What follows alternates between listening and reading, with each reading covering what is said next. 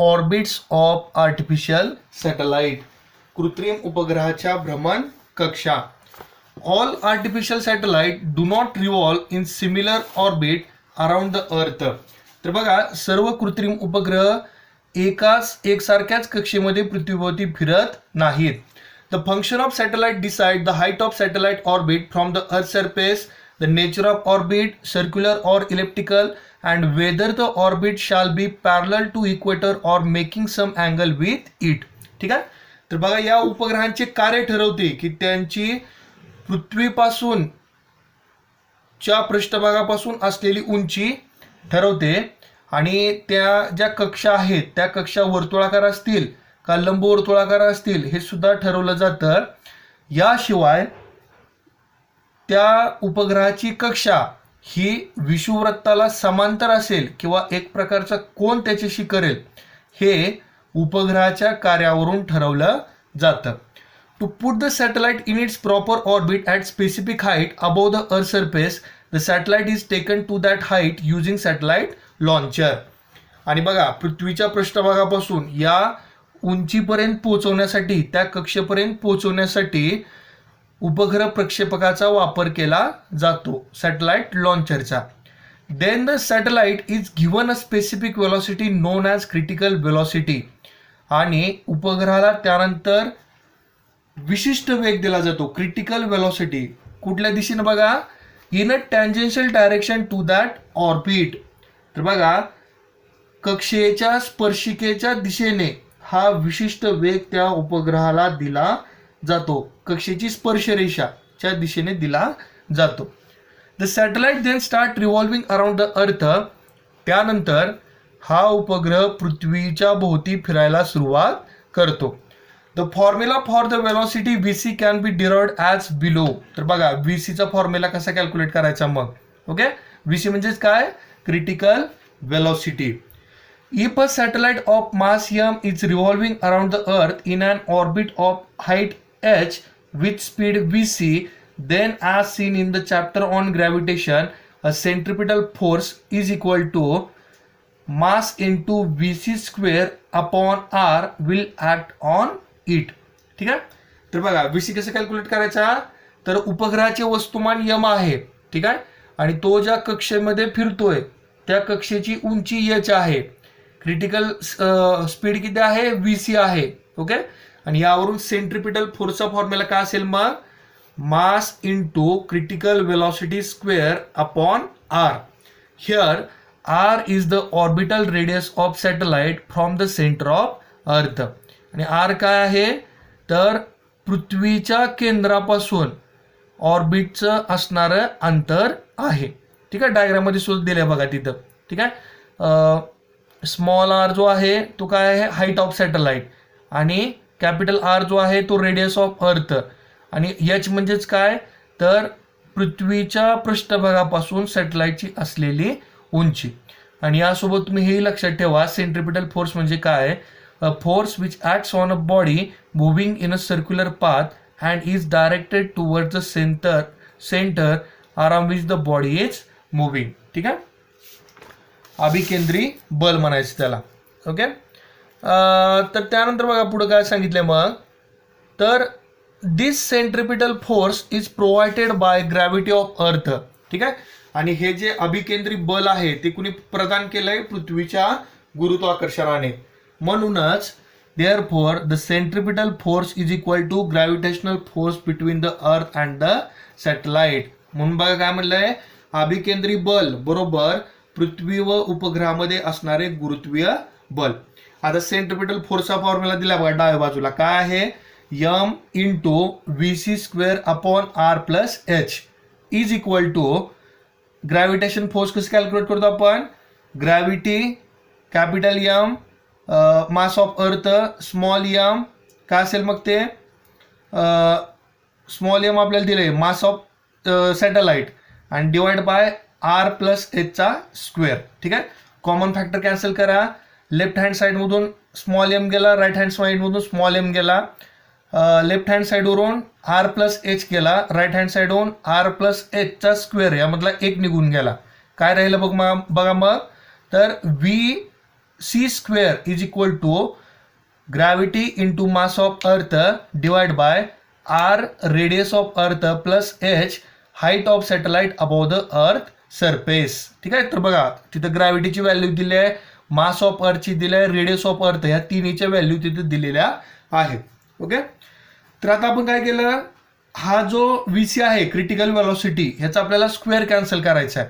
त्यामुळं VC is equal to under root GM upon R plus H, equation first. ठीक आहे. याच्यावरून काय म्हणलं बघा मग, it can be seen that critical velocity does not depend upon the mass of the satellite. तर याच्यावरून काय सांगायचं आहे ना, विशिष्ट वेग जो आहे तो उपग्रहाच्या वस्तुमानावर अवलंबून नाही. As the height of satellite orbit from the earth surface increases the critical velocity decreases. जसं जसं पृथ्वीच्या पृष्ठभागापासून उपग्रहाची उंची वाढत जाते तसं तसं विशिष्ट वेग क्रिटिकल व्हेलॉसिटी कमी होते. Depending on the height of satellite orbit above the earth surface the satellite orbit are classified as follow. भूपृष्ठापासून कृत्रिम उपग्रहाच्या भ्रमणकक्षेची उंची किती आहे त्यानुसार सर्वसाधारणपणे कक्षेचे वर्गीकरण केले जाते. तर बघा आता ह्यामध्ये पहिली कक्षा कोणती आहे मग, हाय अर्थ ऑर्बिट, ज्याला आपण उच्च कक्षा म्हणतो. आणि त्याची रेंज किती आहे बघा, height from the earth surface greater than 35,780 kilometre. भूपृष्ठापासून उंची 35,780 किलोमीटरपेक्षा जास्त. ठीक आहे. तर याचं डिस्क्रिप्शन बघा, if the height of satellite orbit above the earth surface is greater than or equal to 35,780 kilometre the orbit is called high earth orbit. तर बघा उपग्रहाची भ्रमणकक्षा पृथ्वीच्या पृष्ठभागापासून 35,780 किलोमीटर किंवा त्यापेक्षा जास्त असेल त्याची उंची, तर त्या कक्षांना आपण काय म्हणतो, उच्च कक्षा असं म्हणतो, high earth orbit. As we will see in the next solved example, satellite revolving in an orbit 35,780 km above the Earth's surface will take around 24 hours to complete one revolution. ठीक आहे. तर बघा आपण पुढच्या उदाहरणामध्ये पाहणार आहोत, जो उपग्रह 35,780 किलोमीटर पृथ्वीच्या पृष्ठभागापासून एवढ्या उंचीवर असतो, तो पृथ्वीची एक परिक्रमा पूर्ण करण्यासाठी 24 तास त्याला वेळ लागतो. We know that the earth also takes almost 24 hours for one revolution. आणि आपल्या सगळ्यांना माहिती आहे बघा की पृथ्वीला सुद्धा स्वतःची एक परिक्रमा पूर्ण करण्यासाठी 24 तास एवढा वेळ लागतो. ठीक आहे. If the satellite is revolving in an orbit parallel to the equator, the time of revolution for the Earth around itself and that for the satellite to revolve around the Earth being the same, the satellite will appear to be stationary with respect to Earth. तर बघा आता विचार करा, जर हा उपग्रह विषुववृत्तीय प्रदेशामध्ये विषुववृत्तीय प्रदेशाला समांतर असेल, ठीक आहे, आणि आपल्याला माहिती आहे की पृथ्वीला एक फेरी पूर्ण करण्याला 24 तास वेळ लागतो आणि सॅटेलाइटला सुद्धा तेवढाच वेळ लागतो. ह्याचा अर्थ काय, पृथ्वीच्या संदर्भात हा उपग्रह कसा आहे, स्थिर आहे, stationary with respect to earth. For a passenger in one vehicle another vehicle moving parallel to him with equal velocity appears to be stationary. आता ह्याचं एक आणखीन उदाहरण दिले बघा, दोन गाड्या आहेत, दोन्हीमध्ये प्रवासी बसलेत, दोघांचा वेग सारखा आहे, एकमेकांना समांतर आहेत. ठीक आहे. तर याचाच अर्थ काय, ते एकमेकांसाठी स्थिर आहेत. This is what happen here also. इथं सुद्धा अशाच पद्धतीनं घडतं. The satellite are therefore called geosynchronise satellite. म्हणूनच या उपग्रहांना भूस्थिर उपग्रह असं सुद्धा म्हटलं जातं. ठीक आहे. Since the satellite are stationary with respect to earth they can observe specific portion of earth continuously. ठीक आहे. आणि हे सॅटेलाइट कसे तो स्टेशनरी आहेत, स्थिर आहेत पृथ्वीच्या म्हणजे रेफरन्ससाठी संदर्भात. ठीक आहे. त्यामुळं यांचा वापर पृथ्वीवरचा एक विशिष्ट भागाचं निरीक्षण करण्यासाठी वापरला जातो. Therefore they are used in application like metrology and for carrying signals for telephone, television, radio etcetera. आणि याच कारणामुळं यांचा वापर हवामानशास्त्रामध्ये किंवा दूरध्वनी, दूरचित्रवाणी, आकाशवाणी यांच्या संदेशवहनामध्येही याचा उपयोग होतो. ठीक आहे. सिग्नल कॅरी करण्यासाठी कुठल्या कुठल्यासाठी? Telephone, television, radio. Okay. Next part काय बघा मग, तर नेक्स्ट आहे मीडियम अर्थ ऑर्बिट. ठीक आहे. मध्यम कक्षा यांची उंची किती आहे बघा मग, height above earth surface 2000 kilometre to 35,780 kilometre. ठीक आहे. भूपृष्ठापासून उंची 2000 किलोमीटर ते 35,780 किलोमीटर दरम्यान, या दरम्यान. Okay. If the height of the satellite orbit above the earth surface is between 2000 kilometre and 35,780 kilometre, the orbits are called medium earth orbit. ठीक आहे. तर बघा, एखाद्या उपग्रहाची भ्रमण कक्षाची उंची पृथ्वीच्या पृष्ठभागापासून 2000 किलोमीटर ते 35,780 किलोमीटरच्या दरम्यान असेल तर अशा कक्षांना मध्यम कक्षा असं म्हणतात, medium earth orbit. The geostationary satellite orbit above the equator. ठीक आहे. तर बघा, आपण आधी पाहिलं हे जे भूस्थिर उपग्रह आहे ते कुठं आहे तो, तर विषुववृत्ताच्या सभोवताली आहेत, तिथं ते परिभ्रमण करत आहेत. ठीक आहे. These are therefore not useful in study of polar region.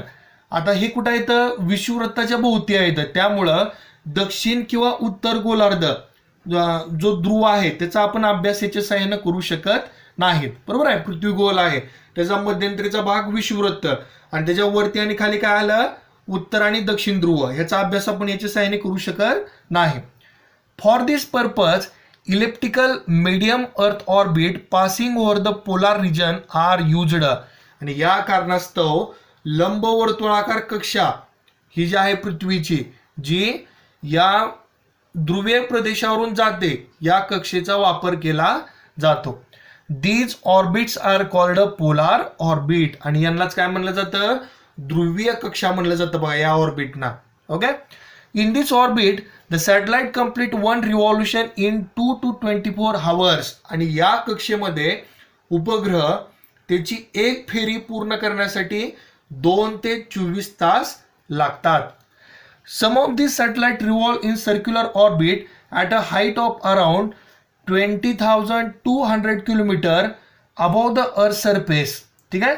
आणि यापैकीच काही उपग्रह भूपृष्ठापासून 20,200 किलोमीटर या उंचीवरून वर्तुळाकार कक्षेतून भ्रमण करतात. बघा, 2 प्रकारचे पाथ आहेत, पहिला इलिप्टिकल आणि काही जो आहे ते सर्क्युलर पाथ आहेत. ठीक आहे. आणि पुढे काय म्हणलं मग, global positioning satellite revolve in such orbit. आणि या कक्षेमध्ये, या वर्तुळाकार कक्षेमध्ये दिशादर्शक उपग्रह जे आहेत ते इथं असतात. ओके. पहिल्या ह्याच्यामध्ये कोणते होते, मेट्रोलॉजिकल. इथं कोणते आहेत, तर दिशादर्शक उपग्रह आहेत. आणि सगळ्यात शेवटी लो अर्थ ऑर्बिट. बघा, निम्न कक्षाला म्हणायचं. ह्याची रेंज किती आहे बघा, height above the earth surface 180 kilometre to 2000 kilometre. भूपृष्ठापासून 180 किलोमीटर ते 2000 kilometre. If the height of satellite orbit above the earth surface is between 180 kilometer and 2000 kilometer, the orbits are called low earth orbit. तर बघा, ज्या उपग्रहाची भ्रमण कक्षा भूपृष्ठापासून, पृथ्वीच्या पृष्ठभागापासून 180 kilometre ते 2000 किलोमीटर या दरम्यान असेल तर अशा कक्षांना निम्न कक्षा म्हणतात, म्हणजेच low earth orbit. The satellite used for scientific experiment and atmospheric studies revolve in low earth orbit. बघा, तर या उपग्रहांचा वापर कशासाठी केला जातो? शास्त्रीय प्रयोगासाठी आणि वातावरणाचे अभ्यास करण्यासाठी केला जातो. कुठं? तर या निम्न कक्षामध्ये भ्रमण करणाऱ्या उपग्रहांचा. ठीक आहे.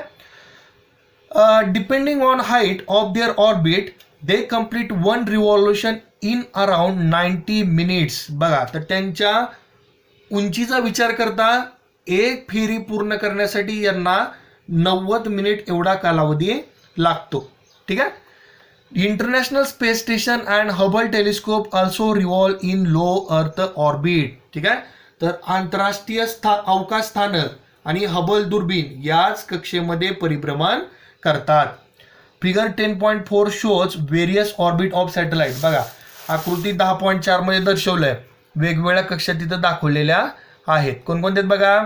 तर बघा, मीडियम अर्थ ऑर्बिट आणि हाय अर्थ ऑर्बिट जे आहे ते कसे आहे? सर्क्युलर पाथ आहे त्यांचा. ठीक आहे. सॉरी, पहिला हाय अर्थ ऑर्बिट, ठीक आहे, circular path. Medium earth orbit दोन प्रकारचे आहेत, त्या एक आहे सर्क्युलर आणि दुसरा आहे इलिप्टिकल. आणि तिसरा जो आहे लो अर्थ ऑर्बिट, त्या पण कशा आहेत? सर्क्युलर पाथ त्यांचा आहे. ठीक आहे. शेवटी, do you know a group of student from COEP college of engineering Pune made a small satellite and sent it to the space through ISRO in 2060. बघा, तर 2016 मध्ये कॉलेज ऑफ इंजिनिअरिंग पुणेच्या विद्यार्थ्यांनी काय केलं? एक छोटासा उपग्रह तयार केला आणि इस्रोच्या माध्यमातून तो अवकाशामध्ये सोडला. Name of satellite is Swayam and its weights around 1 kg. ठीक आहे. आणि या उपग्रहाचं नाव आहे स्वयं, त्याचं वजन आहे 1 kilo. It is orbiting the earth at a height of 515 kilometre. ठीक आहे. आणि त्याची उंची किती आहे बघा, भ्रमण कक्षा 515 किलोमीटर या कक्षेमध्ये तो फिरतोय. ठीक आहे. The main objective of the satellite was to provide point to point messaging services using a special method. आणि या उपग्रहाचं उद्दिष्ट काय बघा, तर मुख्य कार्य पृथ्वीवरील एका स्थानाहून दुसऱ्या स्थानापर्यंत एका विशिष्ट पद्धतीने संदेश पाठवणे हे होय.